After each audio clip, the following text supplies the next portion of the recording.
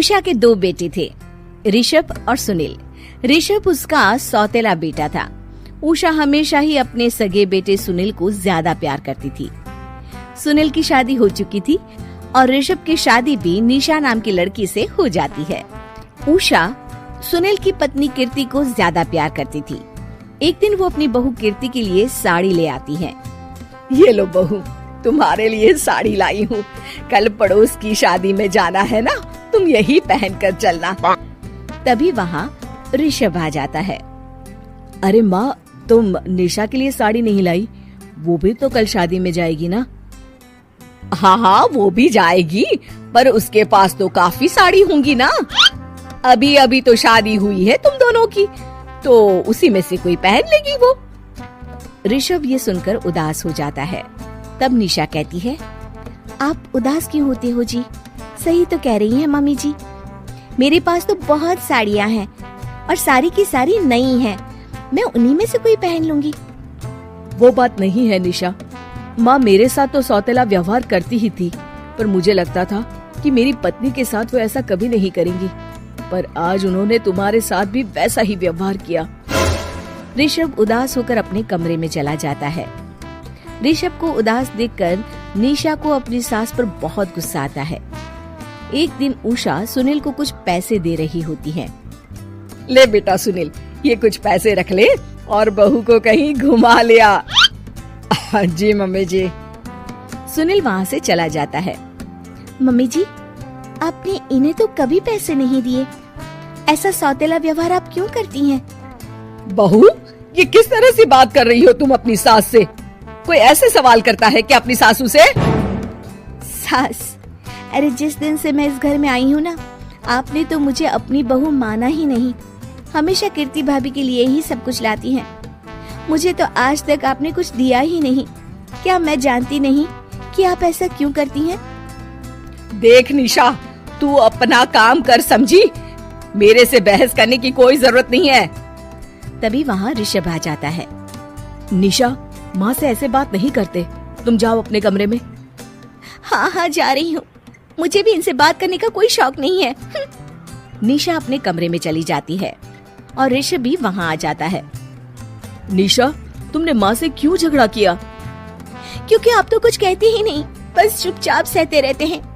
किसी को तो आवाज उठानी होगी ना। कोई बात नहीं निशा, तुम गुस्सा मत करो, शांत हो जाओ। निशा रसोई में खाना बना रही होती है। तभी वहाँ कीर्ति आ जाती है। निशा, तुम मार्केट से ये सामान ले आओ। मैं क्यों जाऊँ? आप भी तो जा सकती हो ना। दिख नहीं रहा कि मैं खाना बना रही हूँ? हाँ तो क्या हुआ, खाना बनाने के बाद चली जाना। हाँ, खाना भी मैं ही पकाऊं, बाजार जाकर सामान भी मैं ही ले आऊं। खुद तो कुछ करोगी नहीं, है ना? ओहो, जुबान तो देखो कैसे चल रही है। सुनो, तुम अभी आई हो इस घर में, तमीज में रहो, वरना सासू माँ से कहकर मायके भिजवा दूंगी तुम्हें। हाँ। ओह, हाथ लगाकर दिखाओ मुझे, देख लूंगी। बहुत मनमानी हो गई तुम दोनों की, समझी? निशा लिस्ट कीर्ति के ऊपर फेंक देती है। कीर्ति निशा को मारने आती है तो निशा उसका हाथ मोड़ देती है। मर गई रे, छोड़ मेरा हाथ। आज के बाद मुझसे कोई बदतमीजी की तो अच्छा नहीं होगा। कीर्ति रोते हुए अपने कमरे में चली जाती है। उस निशा चुड़ैल ने मेरा हाथ मोड़ दिया, मुझे नहीं रहना इस घर में। अरे कैसी बेकार की बातें कर रही हो? अरे निकालना ही है तो ऋषभ और निशा को निकालेंगे। नहीं, मुझे अलग घर चाहिए। कान खोलकर सुन लीजिए, हम दोनों इस घर से जल्द जाएंगे। आप नए घर का इंतजाम कीजिए बस। मैं इन दोनों के साथ ज्यादा नहीं रह सकती। हाँ, वैसे मैं भी कुछ दिनों से सोच रहा था। अच्छा हुआ तुमने कह दिया, मैं माँ को भी बता देता हूँ। माँ, वो क्या करेंगी तुम्हारे साथ जाकर? मैं चाहती हूँ कि तुम और मैं, बस हम दोनों ही कहीं शिफ्ट हो जाएं, इस सब झमेले से दूर। अरे पर माँ को यहाँ छोड़कर इस तरह से जाना ठीक नहीं रहेगा कीर्ति। वैसे वो तुम्हें कितना प्यार भी तो करती हैं।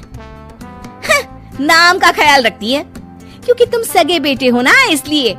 तुम अगर सौतेले होते तो मेरे साथ भी ऐसे ही सलूक करती, जैसे अभी तुम्हारे सौतेले भाई और उसकी पत्नी से करती है।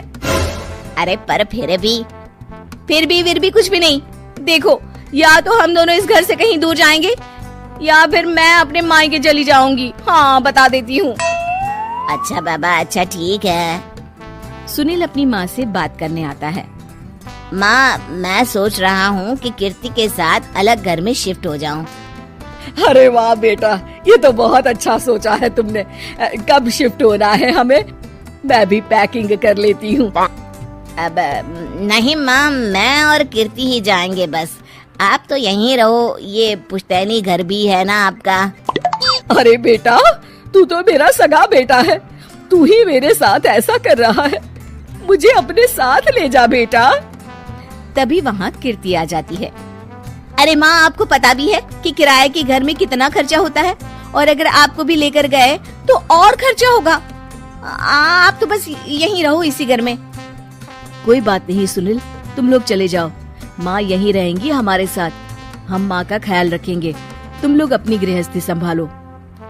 निशा को ये देखकर बहुत खुशी होती है। वो मन ही मन सोचती है, अब आया ना ऊंट पहाड़ के नीचे। अब मम्मी जी को पता चलेगा, बड़ा सगा और सौतेला करती रहती थी। सगा बेटा तो जा रहा है छोड़कर, अब आएगी इन्हें अकल, और नहीं आई तो मैं अल्लाह कर रहूंगी। निशा अपनी सास को कैसे अपने सौतेले बेटे से मिलाएगी, जानने के लिए देखिए सौतेली माँ पार्ट 2।